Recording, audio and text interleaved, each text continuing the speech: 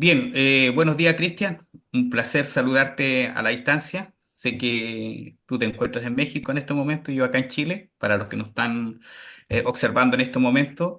Y bueno, esta actividad, este encuentro, este conversatorio hoy día con respecto a tu publicación digital que tiene que ver con los alcaldes y regidores de Montepatria, la vamos a enmarcar dentro de las actividades de celebración del mes del libro, porque el día 23 de abril es el Día Internacional del Libro y del Derecho de Autor.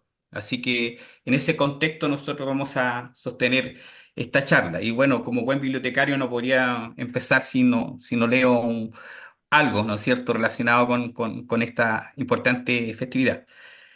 Y quisiera citar la frase del escritor argentino Jorge Luis Borges, que dice: de los diversos instrumentos inventados por el hombre, el más asombroso es el libro. Todos los demás son extensiones de su cuerpo. Solo el libro es una extensión de la imaginación y de la memoria. ¿Mm? Y nos habla de la memoria. Y creo que el encuentro de hoy precisamente tiene que ver un poco con la memoria colectiva de Montepatria y tiene que ver un poco con la educación cívica. ¿Ah? Yo creo que hoy día vamos a tener una pequeña clase de educación cívica. Bueno, para la gente que no te conocen, Cristian es de nacionalidad chileno, montepatrino, tiene desde el año 2015 que reside en la localidad en la ciudad de Monterrey, ¿no es cierto? Nuevo León, México. Y bueno, el año pasado estuvo acá con nosotros en Montepatria presentándonos su obra Historia General de Montepatria, de Guana y Montepatria, ¿no es cierto? Que es un verdadero aporte a la historia y la cultura local. Y en esta ocasión nosotros vamos a, vamos a aprender un poco de nuestros alcaldes y regidores. Bienvenido, Cristian. Hola Nelson, gracias por la presentación. Darle la bienvenida a quienes también nos acompañan de modo virtual en esta presentación de un trabajo de investigación que desarrollé a propósito de los alcaldes y regidores de Montepatria, centrado en un periodo que un poco desconocía yo en lo personal y que por ahí surgió este interés en ahondar en esta investigación. Del periodo sería de 1944 a 1973. Muy honrado de participar en esta semana de celebración del mes del libro y los derechos de autor, tal como muy bien lo planteaste tú, una actividad que me llena de orgullo de la Biblioteca Pública de Montepatria.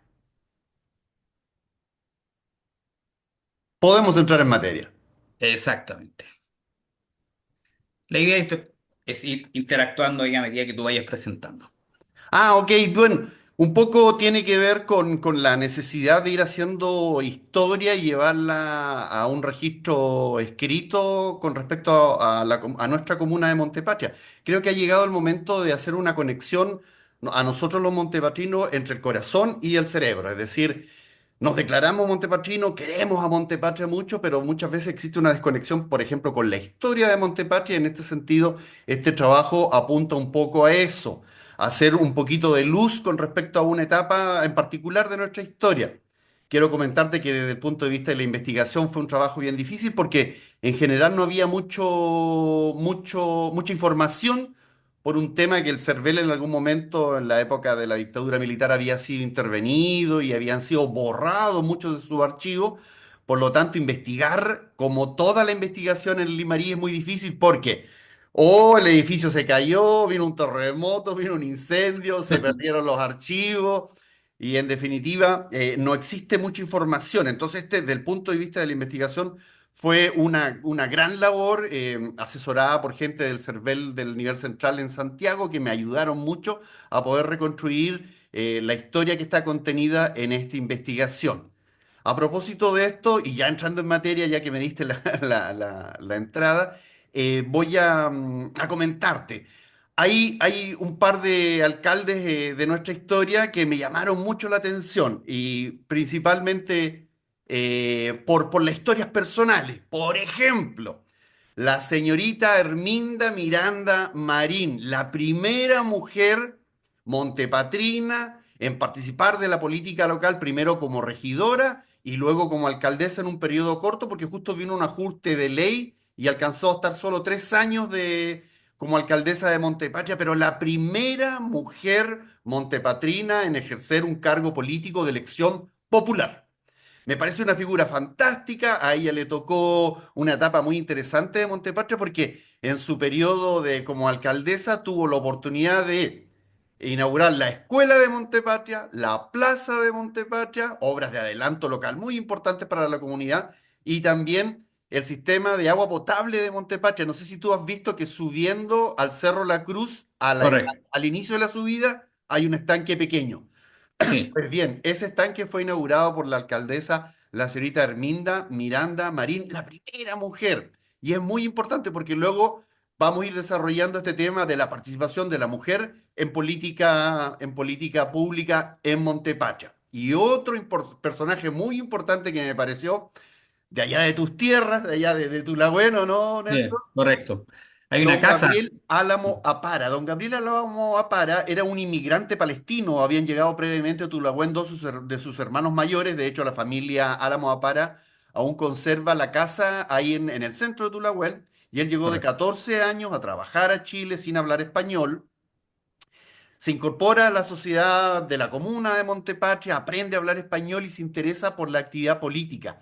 Ingresa al Partido Radical y empieza a ejercer su labor política hasta que finalmente es elegido a posterior en dos periodos como alcalde de Montepatria, lo cual me parece fantástico. Imagínate, es decir, un inmigrante que llega sin conocer el idioma y finalmente se transforma en la principal autoridad de la casa edilicia de Montepatria. En estas dos figuras quiero centrarme yo porque además tuve mucha información con respecto a ellos de su familia.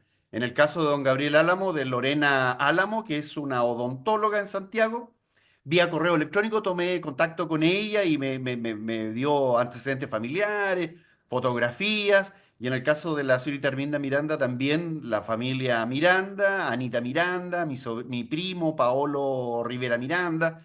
Es decir, la gente colaboró mucho con esa parte. Ahora, finalmente, para ir centrando esto, ¿qué te digo yo? Finalmente, este trabajo de investigación, ¿qué tiene de particular? Fue que logré condensar, este es una parte solamente, logré condensar en un gran cuadro sinóptico todas las autoridades a partir del 1944 a 1973, incluido los regidores, incluidos su partido de filiación política. Claro. Ahí a lo mejor para compensar también sería interesante que nos hablara un poquito de don Gil Rogelio Lanís también. Muy interesante, sí, a eso quería ir. ¿Por qué? Mm. Lo que pasa es que en general los líderes políticos locales en esa etapa en particular, tal como te lo había comentado previamente, se decidían un poco no en Montepatrio, sino en el Club Social de Ovalle. Ah, Ahí surgían los candidatos de los partidos conservador y radical de la época.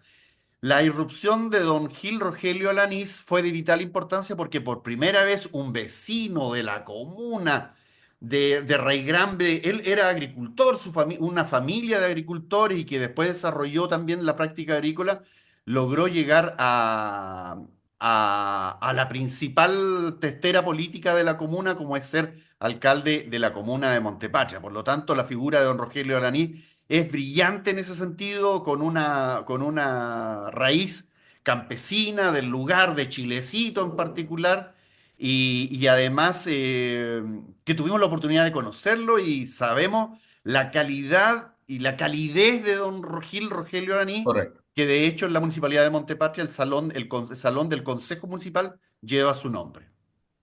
Perfecto. Espero tus preguntas, Nelson, a ver si podemos ir dando una visión Mira, epístola.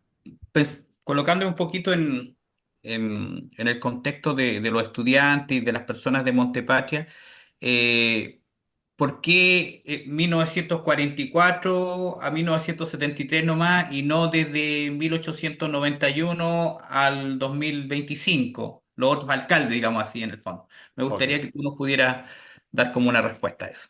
Ok, perfecto. Mira, y muy buena pregunta además. Sí, pasa lo siguiente, que en general del 1944 hacia atrás hay muy poca información, ¿ya? La comuna de Montepatria fue creada por la Ley de Comuna Autónoma en 1891. Por favor, esa fecha no nos confundamos a veces cuando hablamos de festividades que tal vez le falta una cierta precisión histórica. La comuna de Montepatria fue fundada el 22 de diciembre por decreto ley de 1891, luego de la muerte del presidente Balmaceda. Ahora, ¿qué pasó? En general, toda mi investigación histórica surge por motivaciones personales, es decir, un interés personal por conocer. Entonces, del 44 hacia atrás, no hay mucha información en realidad, cuesta mucho. Habría que tomar una beca e ir al Archivo Nacional y buscar información. Este periodo en particular, y haciendo casi un milagro, logramos tener información fidedigna que está contenida en la publicación, que es precisamente lo que estamos publicitando hoy día para que luego de este video la gente pueda acudir a la publicación y leerla en particular. El periodo de la dictadura militar, hay información en el Google. Tú googleas y salen todos los alcaldes de la época, a los cuales también tú y yo tuvimos posibilidad de conocer. A la señora Hilda Pérez, a Mario Villagra, a Enrique Salgado, gente que alcanzamos a conocer. Y finalmente, los alcaldes que han sido de la reincorporación a la democracia de nuestro país también los conocemos. La figura enorme de Juan Carlos Castillo, del alcalde Camilo Sandón y actualmente de nuestro alcalde Cristian Herrera Peña. Entonces surge Claro. un poco también por la facilidad de la poca información que logré conectar en este periodo en particular. Podríamos decir que uno de los nuevos críticos de tu investigación fue precisamente la falta de información. Sí, totalmente, y también la barbaridad que implicó que en algún momento fueron borrados, quemados los archivos. En la publicación tengo el oficio en el cual ordena hacer desaparecer toda esa información, es decir, Eh, el Chile republicano tiene un hoyo, tiene un forado en su historia republicana, precisamente por este tema en particular, y de ahí la importancia de dar pie e inicio para poder investigar sobre estos temas, porque finalmente esta investigación que estoy presentando hoy día para todos nuestros lectores es el inicio, no es una piedra angular, no es la Biblia de la investigación, no. Si el día de mañana, y siempre lo digo, si el día de mañana aparece alguien que quiera aportar con nuevos antecedentes, nuevos documentos, bienvenidos sean. Cristian, ¿qué implicó para la comunidad montepatina o las comunas en general, pensando en todo Chile, la ley de autónoma de municipalidades? Bueno, hay todo un contexto previo, es decir, debemos pensar de que el gobierno de Balmaceda, porque esto parte del gobierno, parte en realidad antes, pero a partir del gobierno de Balmaceda había una confrontación enorme entre el Parlamento y el Ejecutivo representado por Balmaceda, ¿ya? Una confrontación enorme porque finalmente el gobierno de Balmaceda disponía de recursos importantes luego del triunfo en la Guerra del Pacífico. Entonces Balmaceda propone hacer un plan de inversión pública enorme, ¿ah? Enorme, escuelas, hospitales, redes de ferrocarriles por todo Chile, incluso con la oposición del Parlamento, cuando uno estudia las actas del Parlamento parlamentarias de ese momento que te van a sonar las familias involucradas en el Parlamento del momento en 1880 y 1890. Walker, Larraín, Pérez Vial, Irarrázaval, son las mismas familias que hoy día están en el Parlamento. Y uno de ellos decía algo en particular que me llamó mucho la atención en su alocución. Decía, señor presidente, se dirigía al presidente de la Cámara, del Senado, ¿será realmente necesario invertir este dinero en obra pública?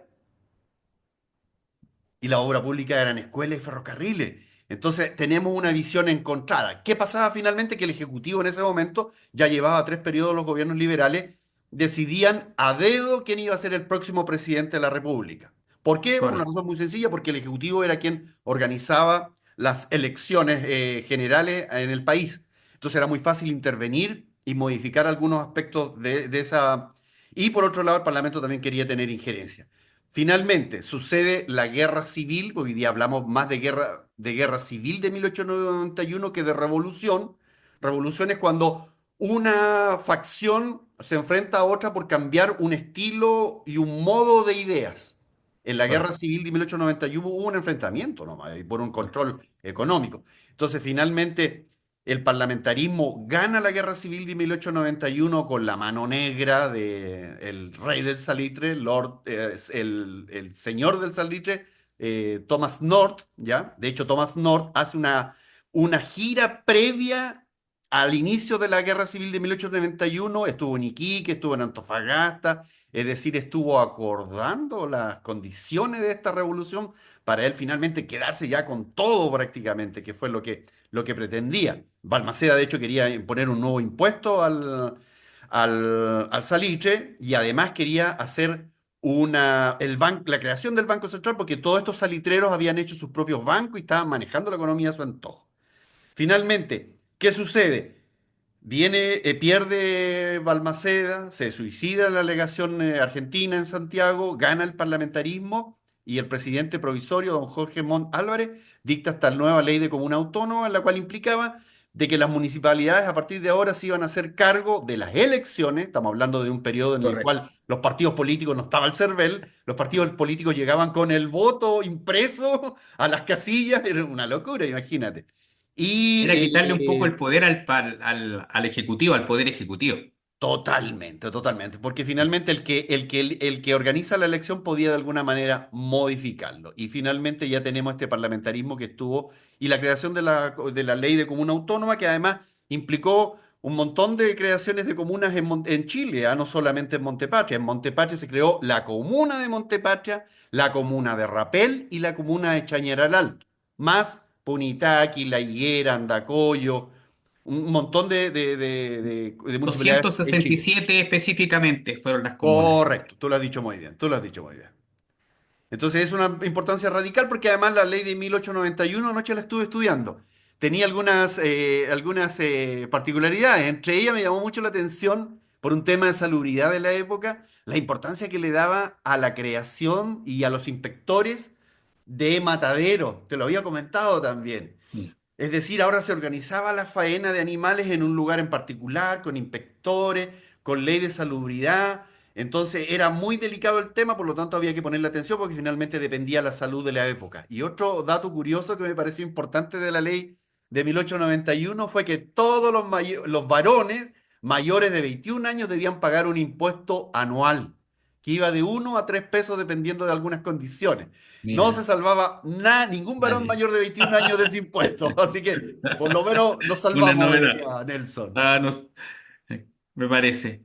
Cristian, con respecto al tema de las figuras alcaldicias, tú te quedaste con la señora y ¿cuál fue el aporte de don Gabriel Álamo acá? Porque él era extranjero y sin embargo llega acá a Tulahuén, ¿no es cierto? Y después participa activamente de la vida cívica de Montepatria. Correcto, correcto. Mira, en realidad, en la época, el desarrollo de Montepatria era muy magro, muy bajo, ¿ya? Parte de la base que recién en el gobierno de Juan Carlos Castillo pudimos avanzar en temas importantes para el progreso de la comuna de Montepatria. Yo creo que el gran aporte de don Gabriel Álamo Apara y también de don Humberto Herreros, también un alcalde que era de Herreros Montepatria, Clavería. sí, que don Humberto Herreros Clavería, era que Que ellos habitaba en La Mora, ahí en el sector La Mora. ahí Ahí tenía. estaba su propiedad, correcto, que luego se transformó en La Mm. Mora. De hecho, yo cuando estuve hace poco en Montepatria hablé con un montepatriano, no voy a decir su nombre por reserva, me dice que él conoció la casa de don Humberto y en la casa de don Humberto habían cajas con archivos históricos locales de Montepatria, de la municipalidad de Montepatria. Mira, Luego todo eso se perdió por los terremotos y finalmente esa propiedad hoy día fue demolida, pero yo creo que los principales aportes de estos alcaldes en ese momento en particular fueron que participaban mucho del desarrollo social de la comunidad desde la perspectiva de organizar, por ejemplo, los carnavales de verano, por organizar los campeonatos de fútbol. Piensa en el Montepatria del 1850, que no había ni sí, televisión, con suerte radio, ni internet, ni teléfono, ni nada. Por lo correcto. tanto, el Exactamente. campeonato de fútbol era muy importante.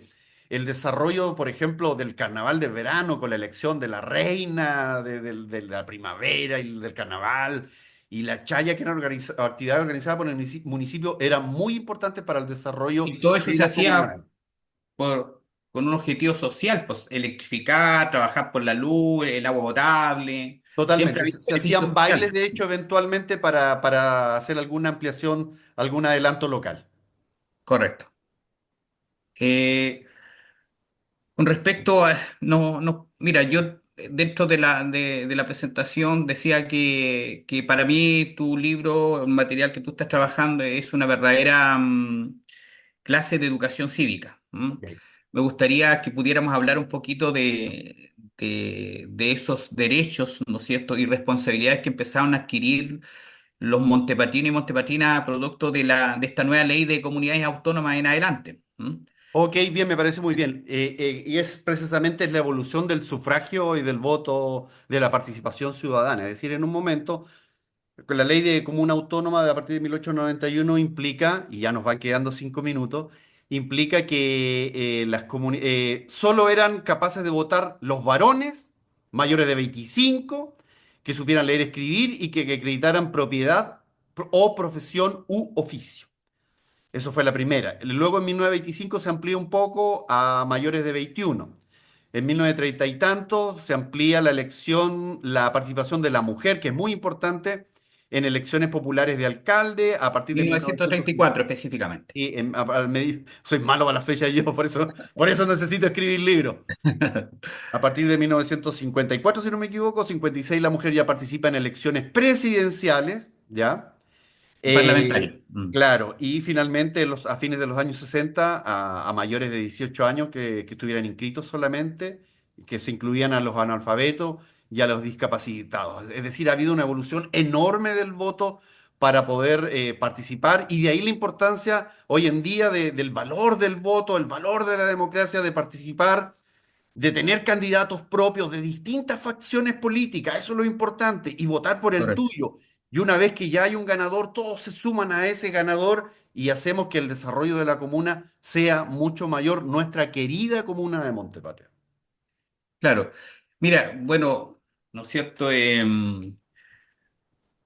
Bueno, yo me acuerdo de los alcaldes o precisamente que tú no tomaste acá dentro de tu investigación, como cuando yo era niño, escuchaba hablar de la señora Hilda Pérez Astorga, ¿no es cierto? Después don Julio Correa, de don Enrique Salgado, Enrique González Salgado parece que era, Sí. y después Mario Villagra y después Camilo Sandón y Cristian Herrera. Eso es como un poco para reforzar un poquito lo que era la historia de nuestros alcaldes a lo largo de nuestra historia local. Ok, Y lo otro importante es que yo siento que en la medida en que estas personas sean conocidas, va a permitirnos, ¿cierto?, que nosotros podamos ir desarrollando una mayor identidad y compromiso con nuestra historia local por el desarrollo de Montepatria.